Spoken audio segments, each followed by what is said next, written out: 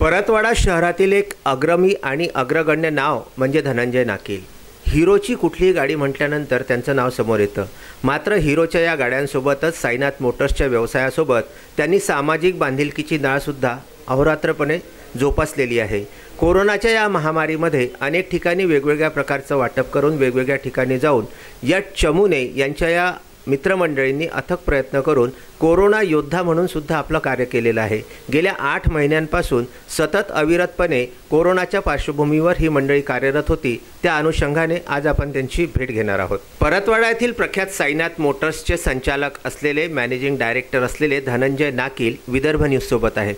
धनंजयजी नमस्कार। नमस्कार। मला एक गोष्ट तुम्हाला विचारायची आहे की ज्यावेळेस आपण या व्यवसायामध्ये आहात तर हा व्यवसाय करून सुद्धा एक सामाजिक जे उत्तरदायित्व असते ते बहुतांशी लोक आपल्या संसारामध्ये आपल्या राहटगाडग्यामधून बाहेर निघताना दिसत नाही। मात्र इतकं मोठं मोटर्स चालविताना आणि इतर व्यवसाय करताना सुद्धा आपण सामाजिक बांधिलकी जोपासण्याचा जो गेल्या 8 महिन्यापासून किंवा त्याच्याही पूर्वीपासून आपण सामाजिक कार्यात अग्रेसर आहात, तर हे नेमकं कसं काय शक्य होतं आपल्याला? मला असं वाटते की आपण प्रत्येक माणसांनी म्हणजे जगत असताना माणुसकीच्या नात्याने जगलं पाहिजे असं मला वाटते। हाच एक धागा घेऊन मी माझ्या आयुष्य जगण्याचा हा प्रयत्न करत असतो। आणि येत्या करोनाच्या काळामध्ये मला असंख्य लोक जे असं वाटलं मला की हा जो आपल्याला चान्स मिळालेला आहे की ह्या गरजवंतांसाठी आपण काहीतरी केलं पाहिजे, या निमित्ताने मी एक छोटासा प्रयत्न माझ्या साईनाथ मोटर्सकडून आणि माझ्या मित्रमंडळीकडून करण्याचा प्रयत्न केलेला आहे। त्यानंतर मला जी आपल्याविषयी माहिती मिळालेली आहे की अंध विद्यालयाचं बरंचसं काम आपण एक ट्रस्टी एक विश्वस्त म्हणून पार पाडता, तर याच्यामध्ये नेमकी ही प्रेरणा आपल्याला कशी मिळाली आणि तिथे एकंदरीत सध्या परिस्थितीमध्ये किती मुलं आहेत आणि या कोरोनामध्ये सुद्धा त्यांच्यासाठी आपण काय काय केलं? स्वामी विवेकानंद अंध विद्यालय म्हणून इथे एक विद्यालय आहे। अमरावती अंध कल्याण संघ अमरावती या मॅनेजमेंटमार्फत हे विद्यालय चालवले जाते। या विद्यालयात चालवताना या विद्यालयाचा माझा जवळचा संबंध आला। या छोट्या छोट्या मुलांचा अंध मुलांना काय काय अडचणी येतात ते मी जवळून प्रत्यक्ष पाहिल्यात। त्यामुळे मलासुद्धा जाणीव झाली की आपण त्यांच्यासाठी सुद्धा काही केलं पाहिजे। कारण की मी काय केलं होतं की एक दिवस डोळे बांधून मी राहण्याचा प्रयत्न केला होता आणि मला काय काय अडचणी येऊ शकतात ते मी एका तासातच समजून शकलो की आपण 1 तास जर आपण डोळे बांधून राहू शकत नाही आणि तर ही मुलं कसे राहत असतील आपल्या आयुष्यभर, म्हणून आपणही ह्या विद्यार्थ्यांसाठी काहीतरी करावं असं मला मनापासून वाटलं। त्यासाठी मी या विद्यालयाशी जुळलो आणि या विद्यालयातून जुळत असताना मी त्यांच्या येणाऱ्या अडचणीचा सोडवण्याचा मी प्रयत्न करतो। नेमकं तुमच्या या विद्यालयामध्ये सद्यस्थितीमध्ये किती मुलं आहेत आणि तिथली सगळी व्यवस्था कशी आहे आणि नुकतंच आपण तिथे कुठले कामं वगैरे केले? 40 विद्यार्थी या विद्यालयामध्ये आहेत। 1 ते 5 या अशा वर्गातली मुली आहेत। ही 40 विद्यार्थी आहेत। त्या विद्यार्थ्यांना हॉस्टेलपासूनच सगळी फॅसिलिटीज आहे। त्या विद्यार्थ्यांना सकाळी उठल्यापासून नाश्ता, नंतर जेवण, दुपारचा नाश्ता, संध्याकाळचं जेवण, ह्या सगळ्यांची व्यवस्था अतिशय सुंदर अशी व्यवस्था आम्ही केलेली आहे त्या विद्यार्थ्यांसाठी। आणि त्या विद्यार्थ्यांना सर्वांगीण विकास व्हावा हा सुद्धा आमचा प्रयत्न असतो। त्या विद्यार्थ्यांना आम्ही आता संध्याकाळी एक म्युझिक सिस्टीम लावून मोटिवेशनल स्टोरीज ऐकवण्याचा सुद्धा प्रयत्न करतो की जेणेकरून त्या स्टोरीज, त्या कथा ऐकून त्या विद्यार्थ्यांमध्ये सुद्धा नवचैतन्य निर्माण होईल आणि ते विद्यार्थी मोठे झाल्यावर एक सामाजिक भान ठेवून जगण्याचा प्रयत्न करतील।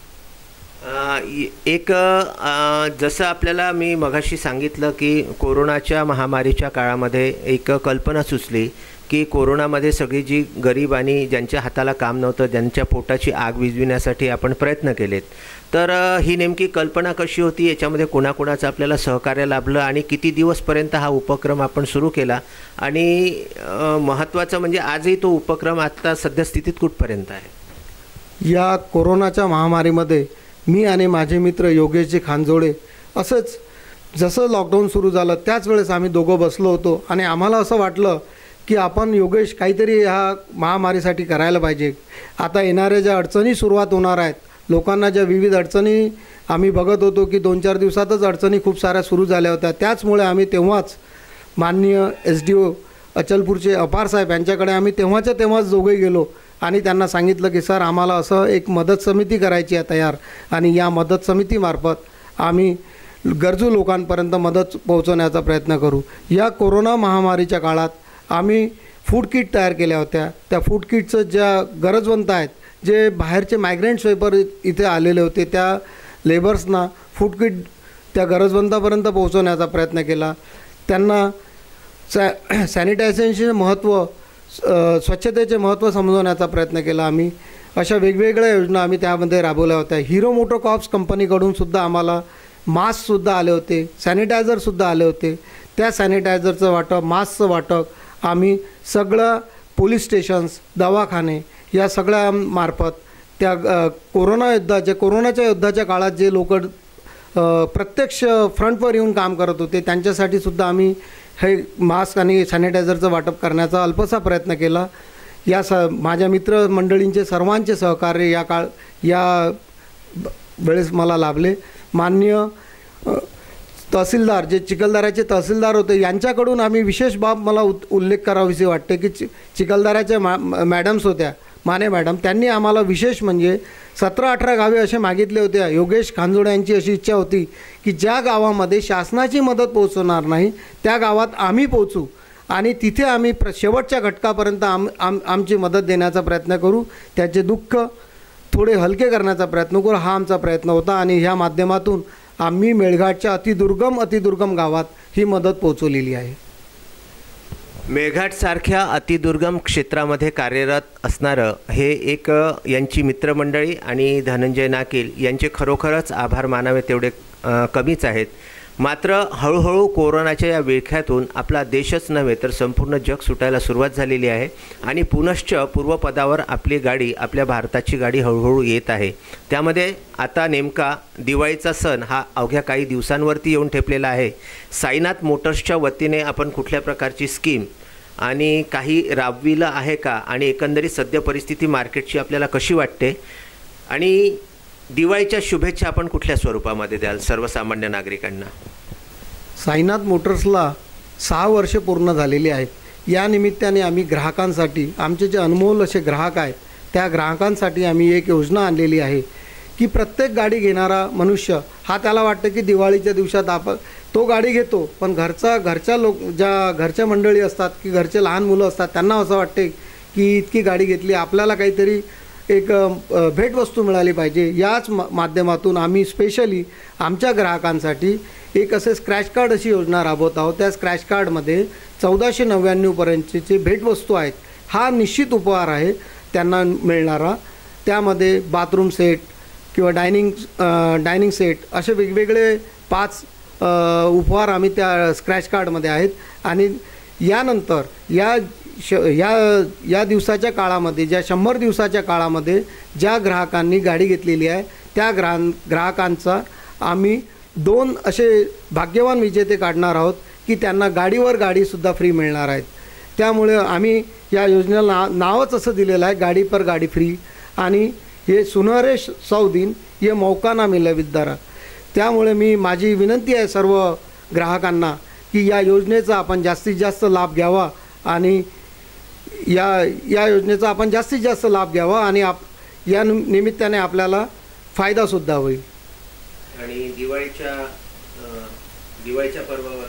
दिवाळीच्या पर्वावर मी एवढंच सांगू इच्छितो सर्व माझ्या ग्राहकांना की ही योजना जी आहे ही फक्त साईनाथ मोटर्स परतवाडा ही योजना राबवत आहे.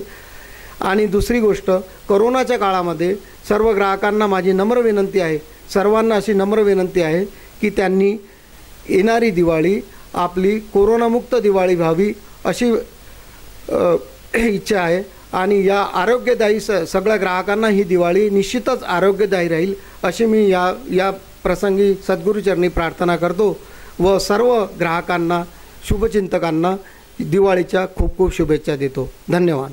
हे होतं असं आगळं वेगळं व्यक्तिमत्व असलेले धनंजय नाकील, जे परतवाडा येथे राहून मेळघाटातल्या अतिदुर्गम क्षेत्रामध्ये सुद्धा ज्यांनी जाऊन अविरत कोरोनाच्या पार्श्वभूमीवरती कार्य केलं अनेक गावेच्या गावे ज्या ठिकाणी शासन पोहोचू शकत नव्हतं अशा ठिकाणी जाऊन आपली सेवा दिली, त्यांचे खरोखरच एक कोरोना योद्धा म्हणून सन्मान होणं गरजेचं आहे.